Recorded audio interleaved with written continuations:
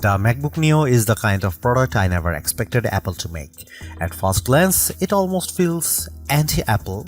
For years, the cheapest MacBooks have usually started at $999 aside from older models like the MacBook Air M1, which sometimes dropped as low as $699 during sales. But the MacBook Neo starts at just $599 for education users. That is a massive $500 less than the new MacBook Air M5. A price hike that should raise a lot of concerns, and honestly it does. But after spending time testing the MacBook Neo, I can say this clearly, it is the most complete laptop I have ever used under $600. It also beats every Windows laptop in its class, and it outclasses most Chromebooks too. For $599 you get a strong aluminum body, a bright and colorful 500 nit display, and a surprisingly fast A18 Pro chip that handles everyday tasks with ease. Web browsing, video playback, casual gaming, and day-to-day productivity all feel smooth. On top of that, the side speakers are far better than you would expect at this price. So what did Apple have to cut to make this happen? Where does the MacBook Neo stand in larger laptop market? And is it actually the right choice for you? Here is my full MacBook Neo review with the real pros and cons laid out clearly. The biggest selling point of the MacBook Neo is its price. Apple clearly worked hard to keep the cost as low as possible while still delivering something that feels like a real MacBook. The starting price is just $599 with an additional $100 discount for education users. That makes this one of the cheapest Macs Apple has ever released. Yes, the Mac Mini M4 launched at a similar price and it is more powerful, but it does not include a display, keyboard or mouse. For pure out-of-the-box value, the MacBook Neo is the stronger deal. At the base price, you get a 13-inch Liquid Retina display, 8GB of unified memory, and a 256GB SSD. Power comes from the Apple A18 Pro chip, which includes a 6-core CPU and a 5-core GPU. That chip first appeared in the iPhone 16 Pro in 2024, and using an older mobile chip instead of an M series chip is one of the key reasons Apple was able to bring the MacBook Neo to market at this price. Hardware upgrades are very limited. The only major option is storage, which can be doubled to 512GB for an extra $100. Considering how expensive storage is, that actually feels reasonable. The larger storage option also adds a Touch ID button to the keyboard, which lets you unlock macOS, approve purchases with Apple Pay, and authenticate with your fingerprint. The base model does not include Touch ID. At $599, the MacBook Neo goes directly against budget favorites like the HP Chromebook Plus 15.6-inch and the Acer Aspire Go 15. That is a huge shift because it is rare to say a MacBook is competing in that exact segment. Apple's build quality and design easily outclass most of those machines. The MacBook Neo also changes the meaning of cheapest Mac. The MacBook Air is no longer the entry point, and that makes the new $1,099 starting price of the MacBook Air M5 feel a little easier to accept, not exactly pleasant, but at least a little more understandable. There is one more detail worth noting. In the UK and EU, the MacBook Neo does not come with a charger in the box, only a USB-C cable. That follows a pattern we have already seen with other devices, and it is likely meant to reduce e-waste. But if you do not already own a USB-C charger, you will need to buy one separately. The MacBook Neo proves that Apple still knows how to make a budget product feel premium. Even though this is the least expensive MacBook in the lineup, it still looks and feels better than almost every laptop in its price range. The aluminum body gives it a solid, durable and high-end feel.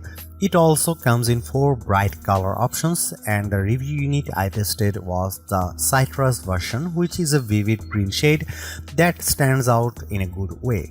I also saw the color at the launch event. Silver is the classic Mac look, blush is a soft pink tone, and indigo is a deep blue.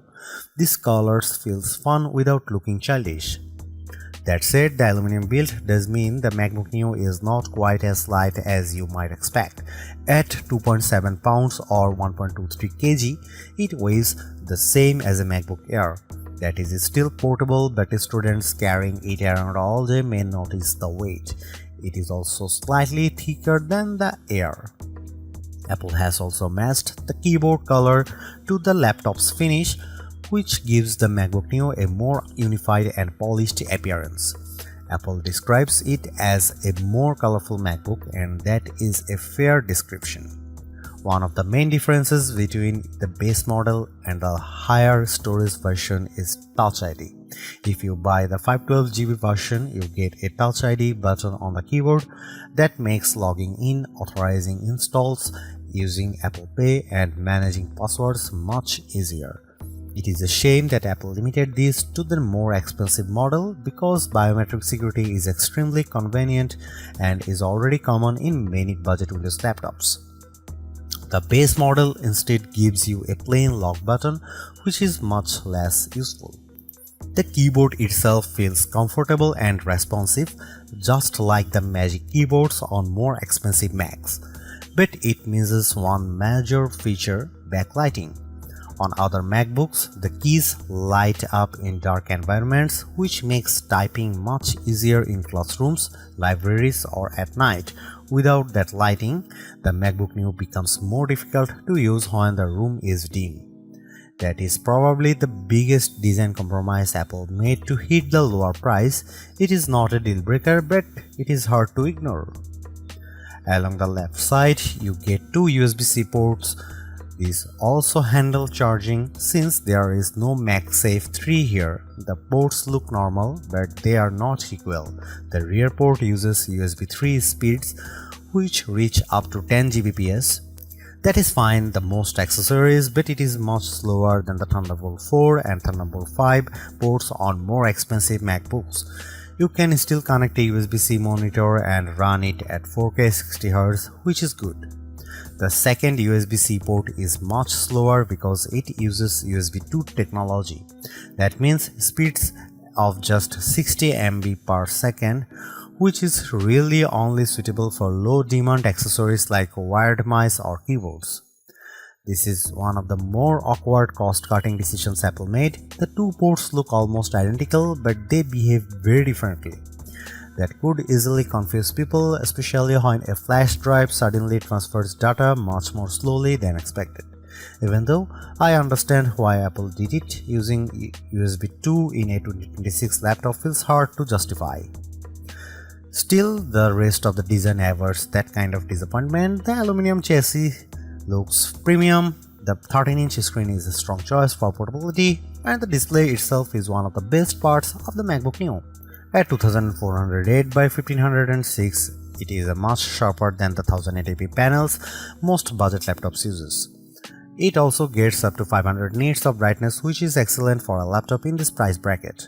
That brightness makes the screen easy to use outdoors or in bright rooms, while the color reproduction is vivid and rich thanks to support for 1 billion colors. For anyone who has used a cheap laptop with a dull, washed-out screen, the MacBook Neo's panel will feel like a major upgrade. It is one of the best budget laptop displays you can buy and maybe the best of all. The only missing feature, of course, is touchscreen support, because this is still very much an Apple laptop. The A18 Pro chip is one of the biggest reasons the MacBook Neo exists, and it is also one of the most interesting parts of the machine.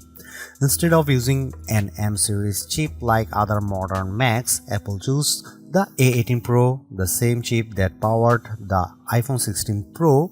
At first, that sounds unusual. Putting a phone chip in a laptop is not the standard approach, but the logic behind it actually makes a lot of sense.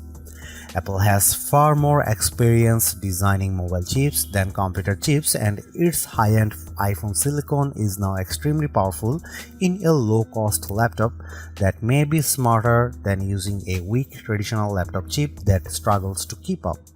By using an older iPhone chip, Apple lowers the cost without sacrificing too much real-world performance. So why not use an older M chip like the M1? Apple says the A18 Pro has a 16-core neural engine that is better suited for on-device AI tasks, including Apple Intelligent features inside macOS. The M1 is not as capable in that area, and the A18 also benefits from faster memory that makes this choice look a lot more strategic than strange. And because the A18 Pro is still a 64-bit ARM-based chip, the MacBook Neo runs full macOS, not a restricted mobile operating system. You are not stuck with iPhone apps. You can run standard Mac software just like you would on a MacBook Air, MacBook Pro, Mac Mini, or Mac Studio. macOS runs well on the Neo, and although it is not as snappy as my MacBook Pro, it still feels impressive for the price. For the best experience though, you should keep expectations realistic and stick mainly to lighter apps. I used built-in tools like GarageBand and Keynote, and both run smoothly. That is the kind of workload this laptop handles best. You can still go beyond that. I installed Steam, which requires Rosetta on non-Intel hardware, and it worked. That shows how open the MacBook Neo is compared with Chromebooks, which are still far more limited in the apps they can run. Some budget Windows laptops also ship with Windows 11 in S mode, which is basically a locked down version of Windows that awkward app restrictions. The MacBook Neo avoids all of that. In practical terms, this makes the Neo much more flexible than a Chromebook or a Windows S mode laptop. It is also more useful than an iPad Pro in some ways, even though the iPad Pro may be more powerful on paper. The reason is simple: the Neo runs full Mac software, not iPad OS apps. Apple's ecosystem features also work here. You can mirror your iPhone, drag and drop files, make calls, send messages, share your clipboard, and use an iPad as a secondary display. I tested it with the latest M5 iPad Pro, and the setup worked extremely well. That is important because it means the MacBook Neo does not feel like a second-class Mac. You still get the same broad Apple experience as you do on more expensive models, and that is a huge win for a lower cost device. The limits are really about hardware, not software. If you want to do heavy 3D work, advanced video editing, or large creative projects, the MacBook Neo is going to struggle. It is not built for those jobs. The biggest concern is the 8GB of unified memory. That is enough for basic use, but it is not generous by modern standards. And because the memory is unified, it is shared between the system and graphics, which makes multitasking tighter than it would be on a laptop with more memory. During my testing with Safari, Keynote, GarageBand, and a Steam download, all active memory uses climbed to around 6.48GB to 7GB. That is dangerously close to the ceiling. Once you get too close to the limit, performance starts to dip. There is also no upgrade path for memory, and you cannot just open the laptop and add more yourself. That means the 8GB configuration is something you have to live with for the lifetime of the device. For most students or casual users, that may be fine as long as they keep their workload light. But anyone who likes to jump between many apps or run heavier software should look at the MacBook Air M5 instead, which starts with 16GB of unified memory. Gaming is possible too, but again, expectations matter. I got Cyberpunk 2077 running at a playable 30fps using the For This Mac preset. It was not a generous experience because most settings were pushed very low and advanced effects were disabled, but the fact that a $599 fanless laptop can run a game like that at all is impressive. You can also play iPhone and iPad games, which are much better suited to this hardware. Overall, the MacBook Neo performs very well for the price. It is excellent for everyday tasks, surprisingly capable with many Mac apps, and flexible enough to general use. But it is not a productivity powerhouse, and it should not be treated like one. One more advantage deserves mention: the MacBook Neo is fanless. That means it stays quiet in use, which is a major benefit over many budget Windows laptops that get noisy as soon as the system starts working harder.